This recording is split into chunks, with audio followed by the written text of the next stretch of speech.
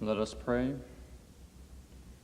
O Lord, grant us a daily awareness of the precious gift of life which you have given us. As members of this legislative assembly, we dedicate our lives anew to the service of our province and our country.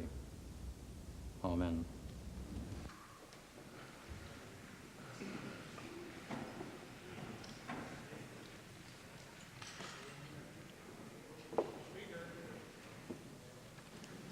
Mr. Speaker, I rise on a point of order. I had learned just last evening the death of Mrs. Carter's mother, and I would offer, Mr. Speaker, on behalf of members of the Assembly, to both yourself and Mrs. Carter, the sincere condolences of members of this House.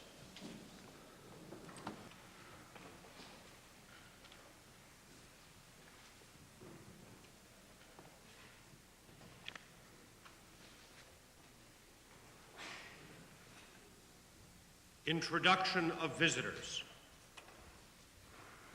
Mr. Speaker, I'm pleased to introduce to you and to members of the Assembly a guest who is seated in your gallery. Mr. Speaker, our distinguished guest today is the Minister of Justice, Attorney General from our sister province to the east, the province of Saskatchewan, Sid Duchak. Will the members please welcome our distinguished visitor to our Assembly?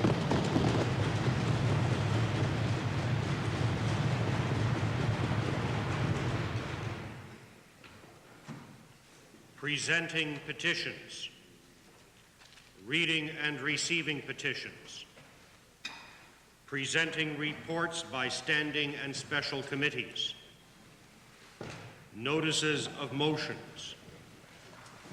Mr. Speaker, I would like to give notice of a motion which, if agreed to by the Assembly unanimously, I would move now. And the motion would be, when the Legislative Assembly adjourns on Monday, August the 11th, 1986, it shall stand adjourned until 3 p.m. on Tuesday, August the 12th. The purpose, Mr. Speaker, would be, if I might speak to it now, having spoken to the House leaders, the purpose would be that members of the government and the opposition are attending a luncheon on that day in connection with the Premier's conference here. And my understanding is that all members would appreciate the extra half hour. First, does the House give unanimous consent to the consideration of the motion? All those in favor of the motion, please say aye. Aye. Opposed, please say no. The motion is carried. Introduction of bills. Mr. Speaker, I wonder if it's necessary for me now to formally move the motion in respect to which consent is being given. I so move. The Chair appreciates the additional direction of the Government House Leader. However, I believe that we did indeed pass the motion. Thank you. Introduction of bills. Mr. Speaker, I beg leave to introduce Bill number 23, the Natural Gas Marketing Act. Mr. Speaker, this act basically sets a framework for pricing and marketing after so-called deregulation, whether it be November 1st, 1986 or later. There's 4 parts to the bill. The first part outlines the role of the Alberta Petroleum Marketing Commission in the determination of costs incurred by major shippers within Alberta. The second part requires shippers who purchase gas from producers on a pooled netback basis to demonstrate to the Petroleum Marketing Commission, in accordance with regulations, that they have producer support for the price at which they resell gas under each wholesale contract. And the third part allows price arbitration under certain gas contracts. And the fourth part enables the Alberta Petroleum Marketing Commission to gather information related to natural gas. The Honourable Minister of Energy has moved first reading of Bill 23, Natural Gas Marketing Act. Does the Assembly agree to this motion for first reading? Opposed? Carried. A bill being Natural Gas Marketing Act, introduced by Honourable Dr. Weber, is now read a first time.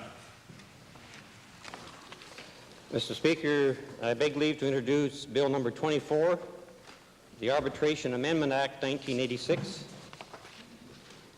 The amendments in this act are required to meet commitments undertaken by Alberta as outlined in Section 15 of the 1985 Natural Gas Pricing and Marketing Agreement. This new bill allows the arbitrator to take into account whatever matters he deems relevant to the extent evidence is put forward by the parties to the contract. And he must have regard to the price of alternative fuels, the price of competing natural gas supplies, and the value of the contracted gas if it were sold in alternative markets. The bill also allows parties to contract their way out of all or part of the Act's provisions. A previous section in the Act, now being repealed, prohibited parties from contracting out of the Act.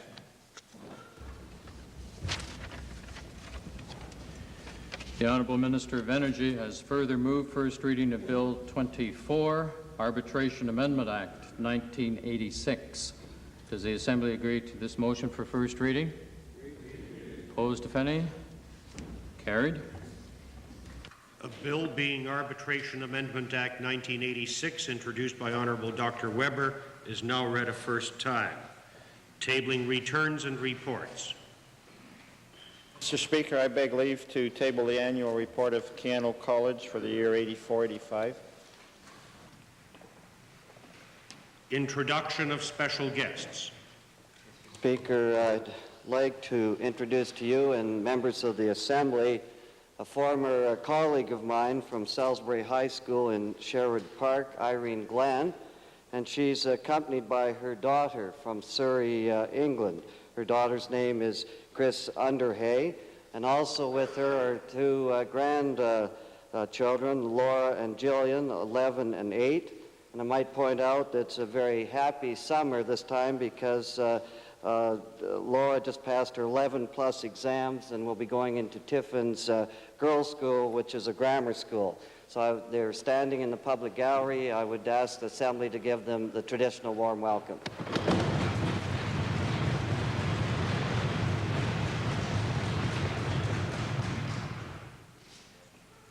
Ministerial statements. Mr. Speaker, I wish to announce the appointment of the Alberta Agricultural Development Corporation Review Committee, which is a commitment given by this government in the speech from the throne on April the 3rd, 1986. Agriculture credit has become a major concern of the agricultural industry and among individual producers. The committee will review the role and mandate of Alberta Agricultural Development Corporation.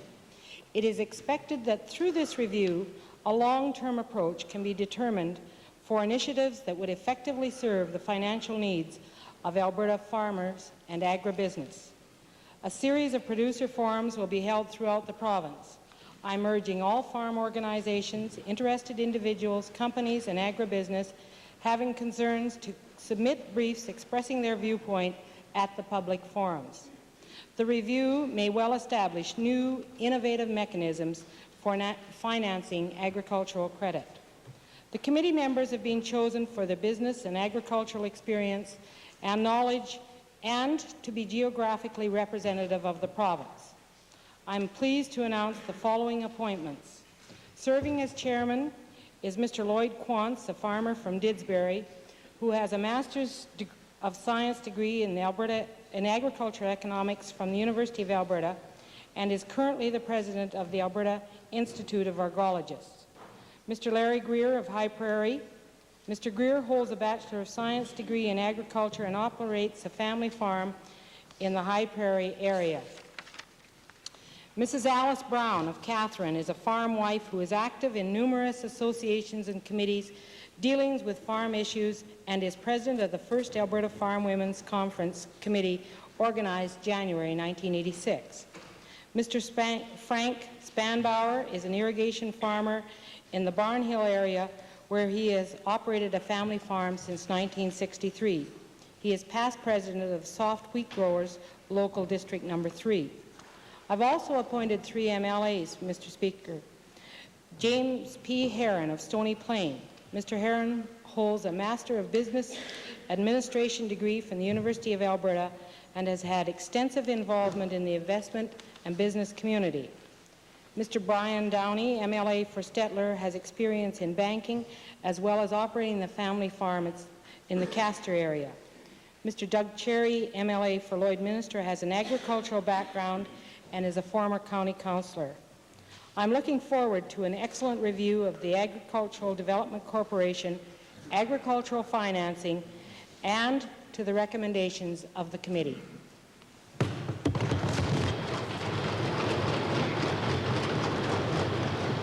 Mr. Speaker, in rising to reply to the ministerial statement, certainly we in the official opposition welcome a review of ADC because we've all had many complaints about the way ADC has been operating in the past.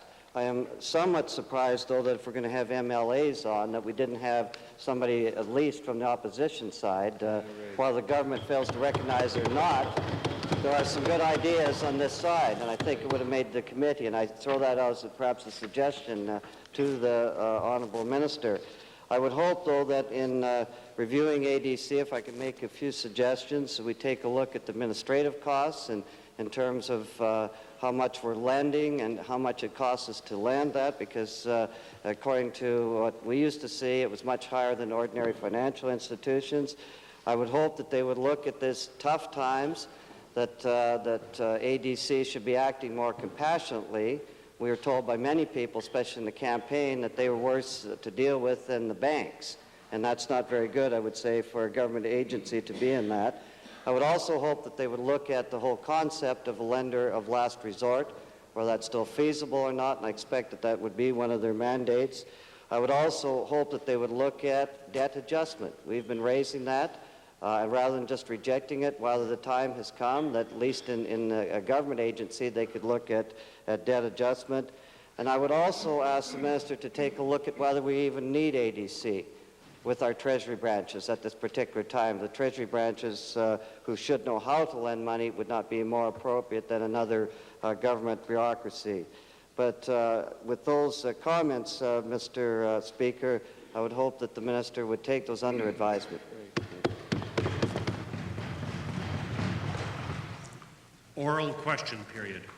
Yes, Mr. Speaker. I'd like to direct the first question to the Minister of Municipal Affairs, responsible for Native Affairs Legal Unit.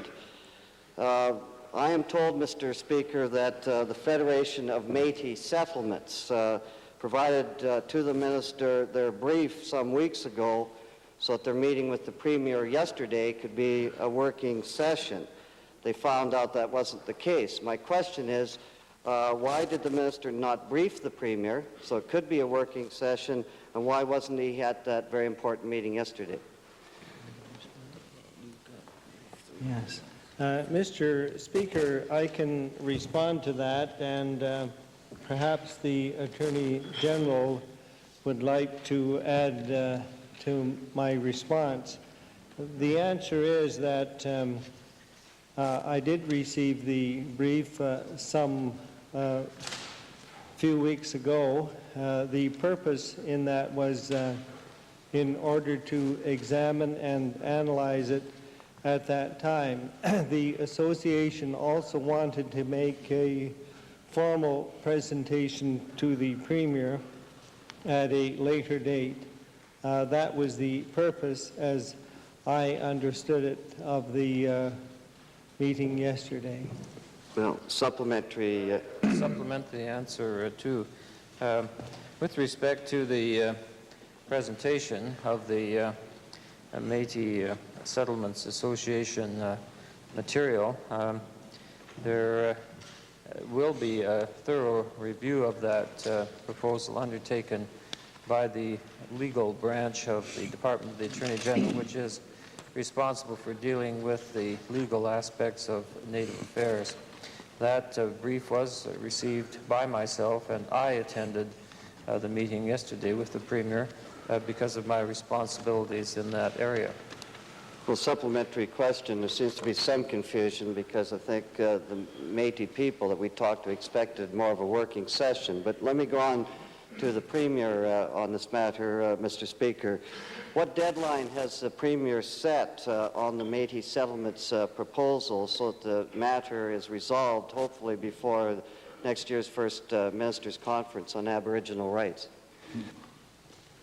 Mr. Speaker, in that meeting, I found the Métis organization had presented us with a very valuable document, one that the government appreciates very much and will be able to commence work on immediately as a high priority. We said that we would like to have, prior to the First Ministers' meeting next year, a complete assessment and able to then move with our own legislation. That's our intent. Supplementary question, Mr.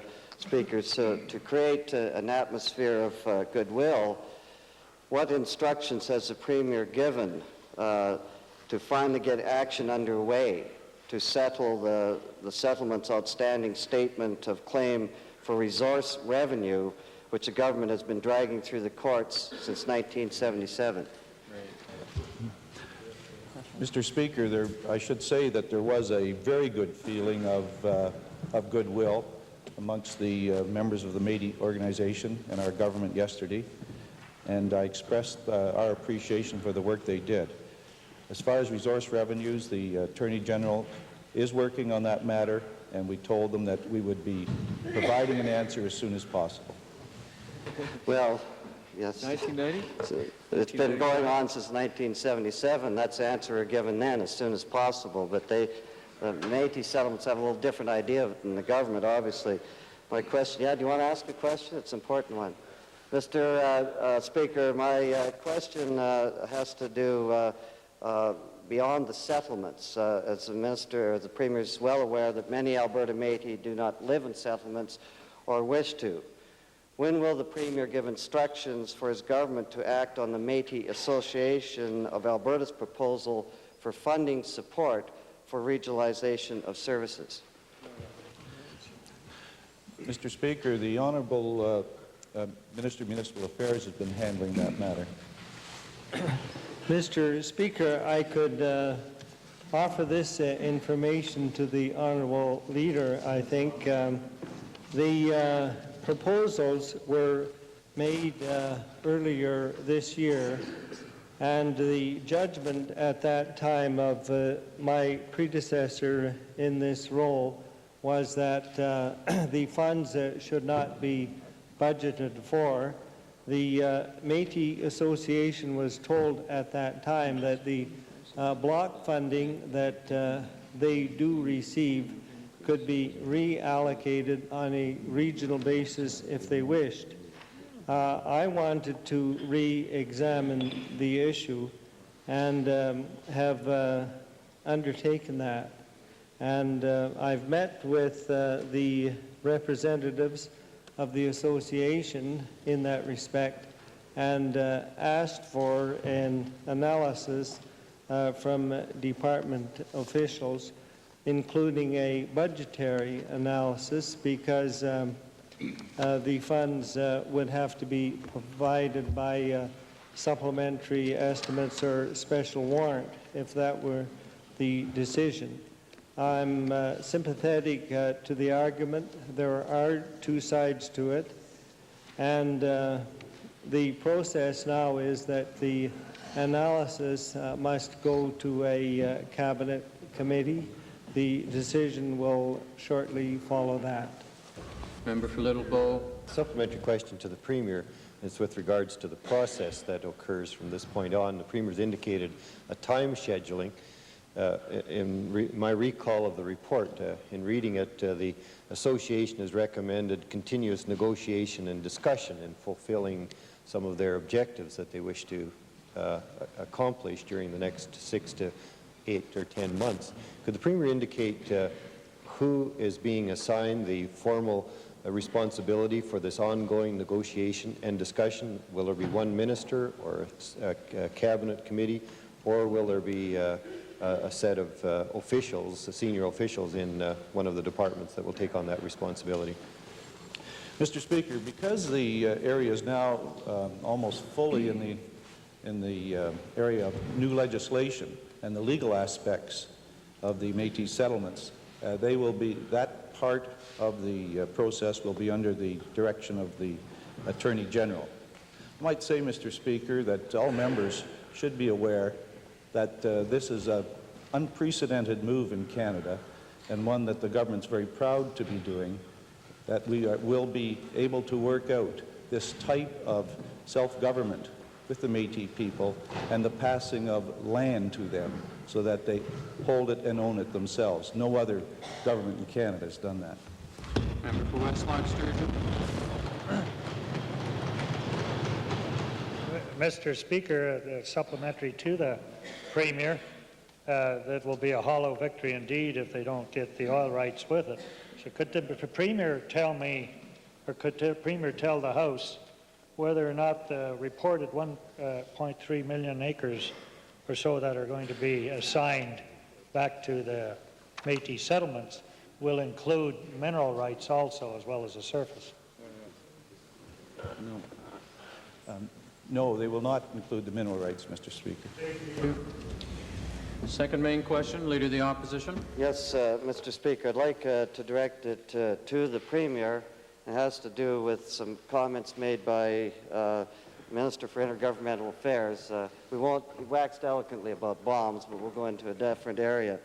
During his estimates last night, Mr. Speaker, the Minister cited Donald MacDonald and his commission, which endorsed a free trade deal. Now, Mr. Speaker, today Mr. MacDonald seems to have a few doubts about it, especially in lieu of the protectionist forces building up in the United States.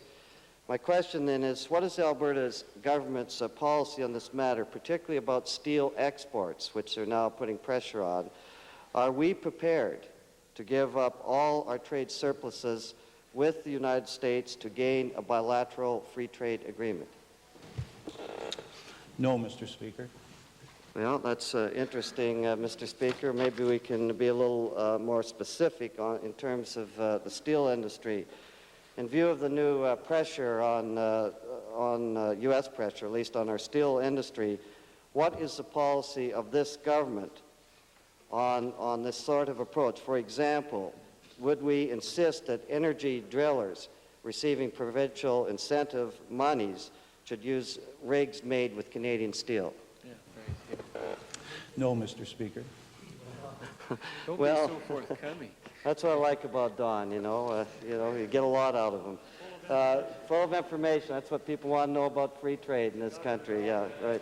Mr. Speaker, we will continue to ask another question, and perhaps we'll get a little longer answer. We can try anyhow. I'm saying this, I'm not convinced that this government is in favor of a grain deficiency program. I can wait. Okay, my question. Order. Please, in the interest of question period, perhaps we could indeed have the supplementary question. Good. My question has to do with the deficiency payments that some people are advocating. At the Premier's meeting, will it be one of this Premier's top 2 priorities to gain support for a deficiency payment, or are concessions to the U.S. and the free trade deal more important? Mr. Speaker, we wouldn't deal with it like that. And might I comment, Mr. Speaker, when there are questions that deserve the answer no or yes, that's the answer the leader gets. I don't know why anybody would think you have to go into some long-winded answer just because he has a long-winded question.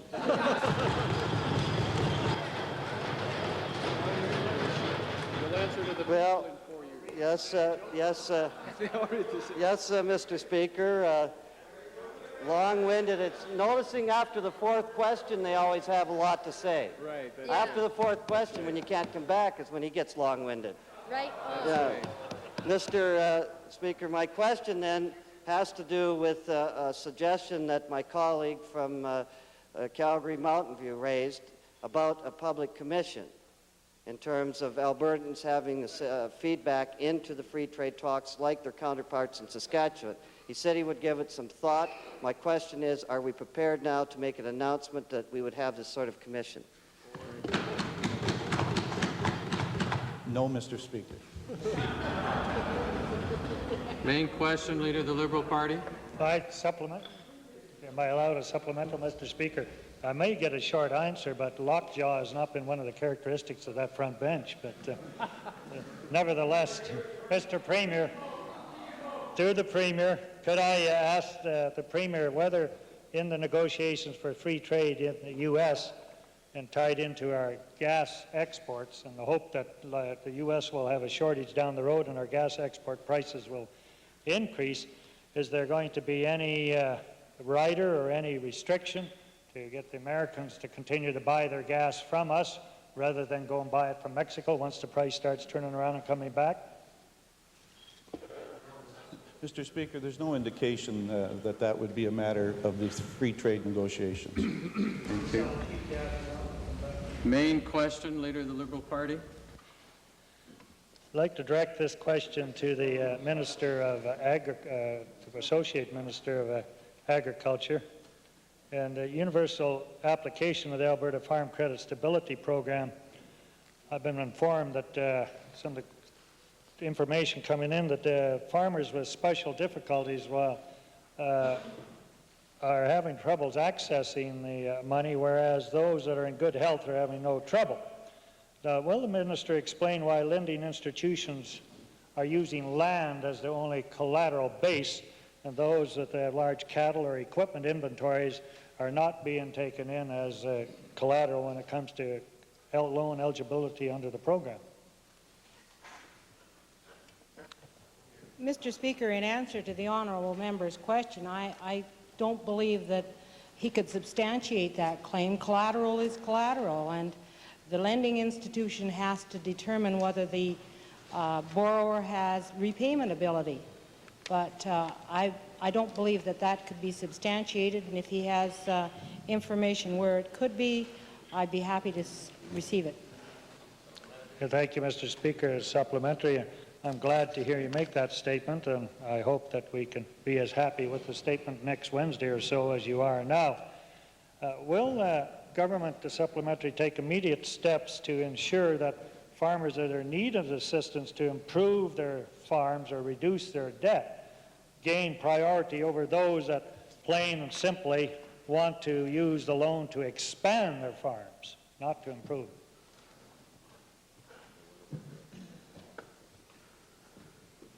No, Mr. Speaker, I don't believe that we could predetermine who gets the loans, since the loans are made through the lending institutions.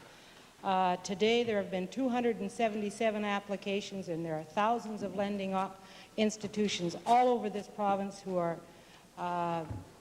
ready and I understand willing to make loans.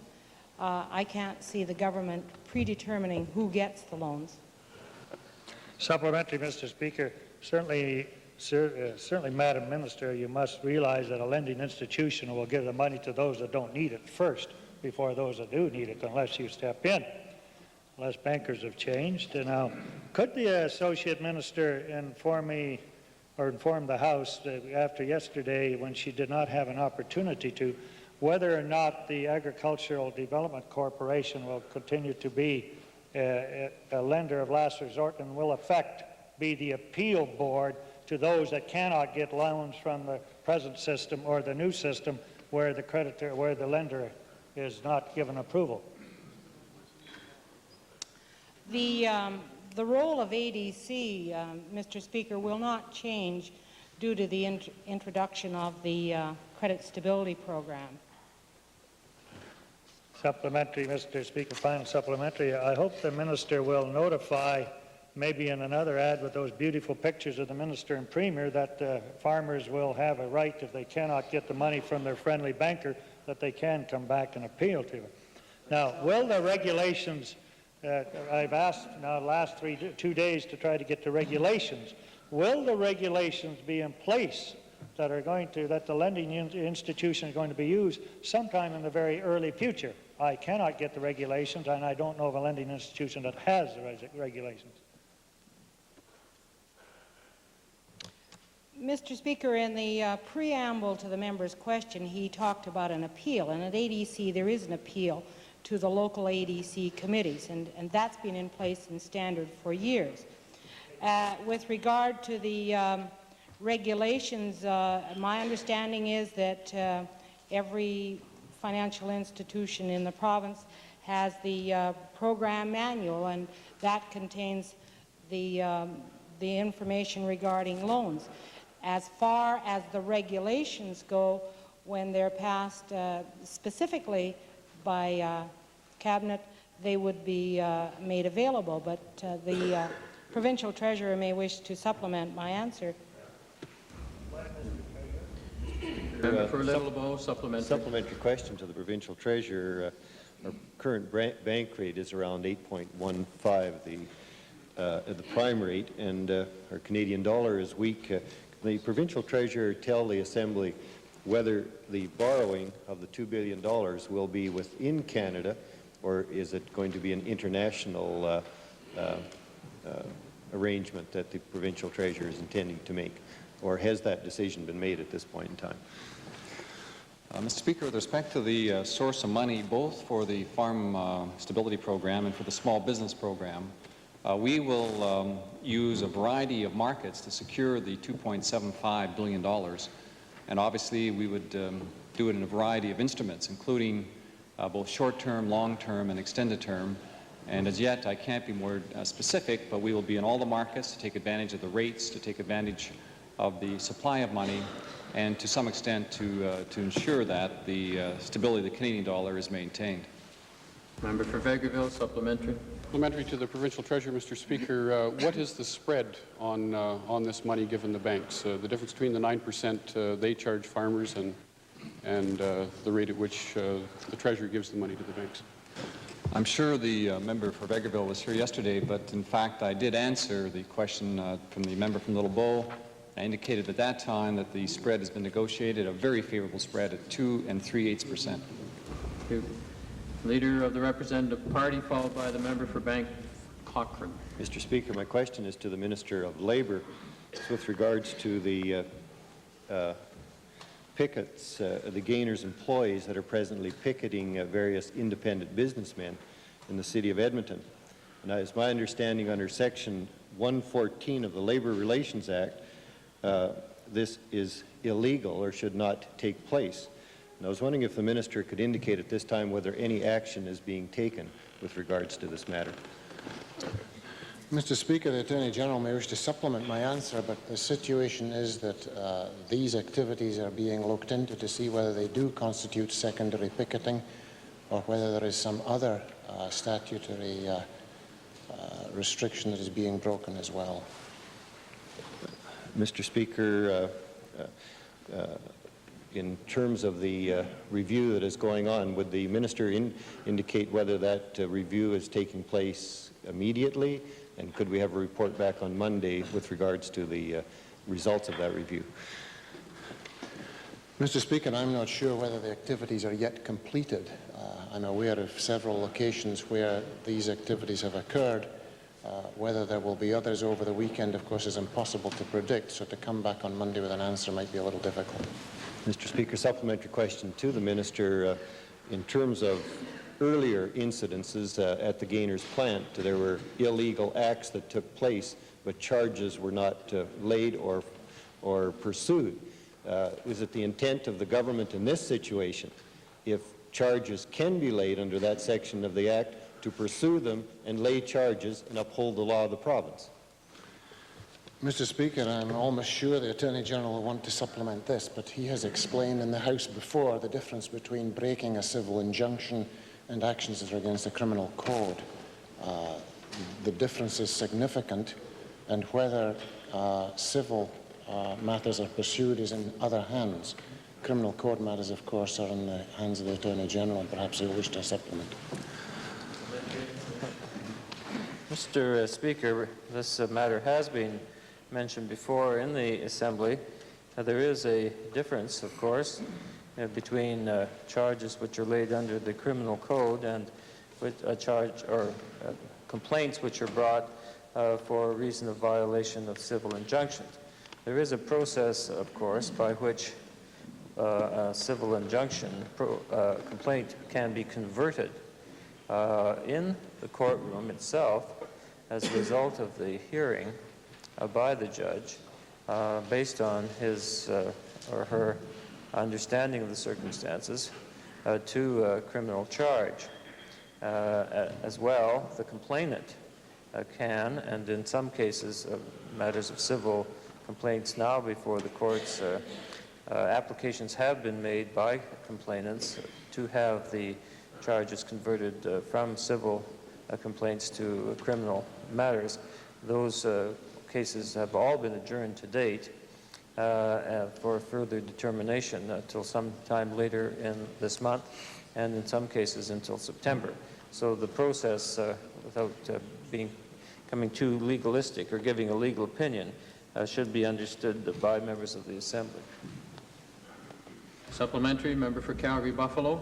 To the Honourable Minister of Labour, will the Honourable Minister consider the right of picketers to picket on shopping centre sites in light of reports in Calgary that some shopping centres have refused to grant permission? Mr. Speaker, there is the difference between the definition of public property and private property, and I think that's what the member's onto, and that's a matter of a legal opinion. Member for Banff Cochrane, followed by the member for Edmonton Highlands. Mr. Speaker, my question is to the Minister of Transportation and Utilities. Mr. Speaker, given the federal government's intention to close the unlicensed airport at Banff, can the minister confirm whether or not he has received a formal request from the Town of Canmore Council for the province to construct an airport and terminal adjacent to Canmore? Yes, Mr. Speaker, I have.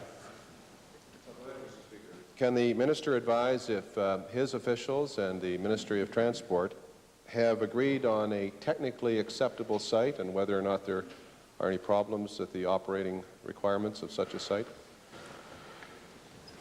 Well, Mr. Speaker, the department has looked at some alternative sites in the area, and probably what needs to happen now is to determine whether we want to proceed with an environmental impact study and carry that on, or determine that it may be too costly to put an airport in the immediate vicinity of Canmore, and that would follow some discussions that would take place between departmental staff and the town of Canmore. Mr. Speaker, my final supplementary, would the minister be prepared to meet with the council at some appropriate time to discuss their request and his evaluation of the environmental concerns and technical requirements of such an airport? Yes, I would, Mr. Speaker. Member for Edmonton Highlands, followed by the member for Edmonton Meadowlark. Thank you, Mr. Speaker. Mr. Speaker, I see by the orders in council approved yesterday for a cabinet decision to change the salaries going to the executive assistants and the press secretary to the premier, that there's a new twist in the premier's guaranteed employment program, and I wonder if the premier would identify what was so special about these particular individuals to warrant this sort of favoritism. Mr. Speaker, there's no favoritism involved. In the Premier's office and throughout the civil service, there is a regular review of remuneration, and then I don't get involved in all of these details, but certainly when it appears that they're not being paid fairly, then there's an adjustment made. Thank you. They're the ones telling them not to talk. That's right, that's right. Well, the salary ranges will now go up to $68,000 a year. I wonder, Mr. Speaker, if the Premier would indicate if this is a signal that the door is now open for all ministerial executive assistants who warrant sort of favoritism to get such similar and handsome pay increases. Mr. Speaker, the honourable member in asking the question didn't mention where the salary range started. I guess that wouldn't give the impression she wanted to make. However, Mr. Speaker, as I said earlier, that all those who work for the government, we expect to be paid fairly, and there's always a review done in order that that happens. Well, Mr. Speaker, I beg to just note that the salary range I'm talking about is now from $53,700 to $68,000 compared to the salary range just below, which had a maximum of $63,300. So it's obvious where the new salary range really is. Mr. Speaker, my question to the Premier is this practice of arbitrary pay increases for loyal Tories to become the new emphasis of the Gepper's plan for patronage for loyal Friends?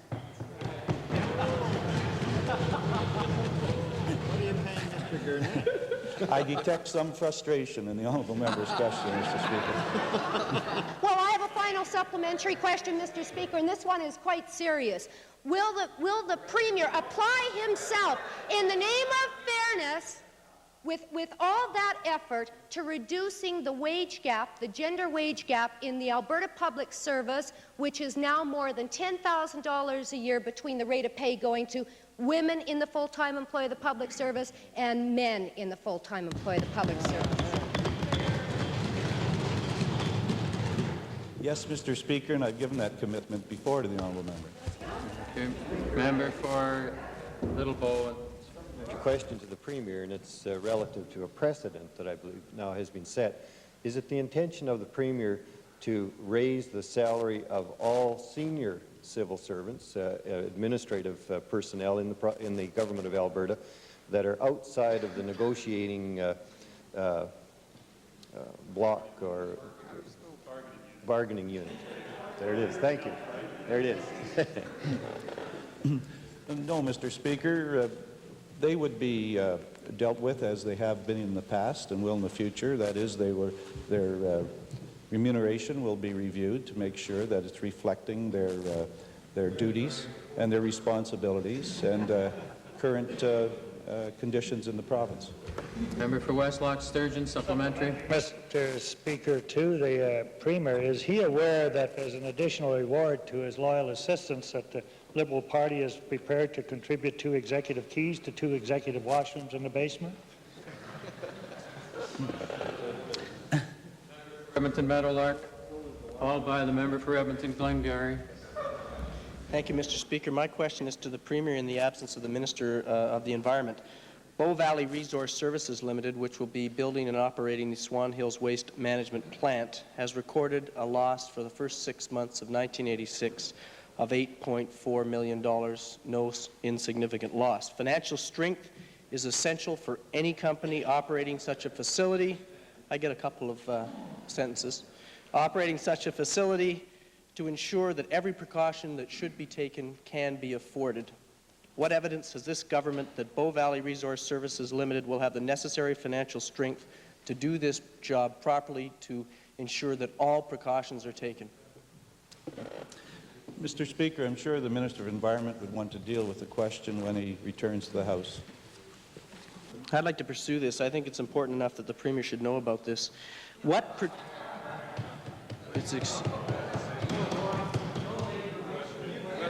Given that it's going to be costing Albertans unnecessarily $40 million over 10 years, the Premier should know about it. What particular qualifications do Bow Valley Resource Services and Chem Securities Limited have for this project, given that neither has experience in the waste disposal area and given that there is now serious question about their financial strength? You read that very well. Mr. Speaker, that's the same answer that I gave to his original question, that the Minister of Environment would be pleased to deal with it when he returns to the House. 10 out of 10 for finesse on that end.